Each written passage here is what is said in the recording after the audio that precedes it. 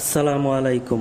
আলহামদুলিল্লাহ, আজ আমার খামারের একটি গুরুত্বপূর্ণ কাজ সম্পন্ন হয়েছে, আর সেটা হচ্ছে গরুর খাবার পাত্র বানানো। অনেকের মনে একটা আগ্রহ, খাবার পাত্র কেমন হয়, এর দৈর্ঘ্য কত, প্রস্থ কত, গভীরতা কত, এইসব বিষয় নিয়ে অনেকের মনেই প্রশ্ন আছে। আসলে খাবার পাত্রের মাপ এক এক খামারের জন্য এক এক রকম হতে পারে।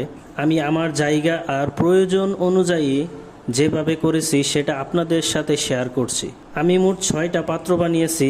প্রতিটি পাত্রের দৈর্ঘ্য 3.5 ফিট, প্রস্থ 2 ফিট আর গভীরতা 1 ফিট। আর মেঝে থেকে পাত্রের উচ্চতা 2 ফিট রেখেছি।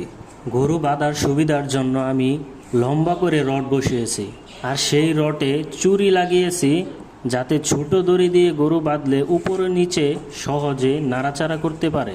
খামারের বর্জ্য আর পানি নিষ্কাশনের জন্য আমি পাইপের সাথে কল সিস্টেম দিয়েছি, এতে পানি সহজে বের হয়ে যায় আর পাত্র পরিষ্কার রাখা অনেক সহজ হয়। এইভাবে আমার খামারের একটি বড় কাজ শেষ হয়েছে, তবে এখনও কিছু কাজ বাকি আছে। ইনশাআল্লাহ সামনে সেগুলো শেয়ার করব। ভবিষ্যতে এই বিষয়ে বিস্তারিত একটা ভিডিও বানিয়ে আপনাদের দেখাবো ইনশাআল্লাহ।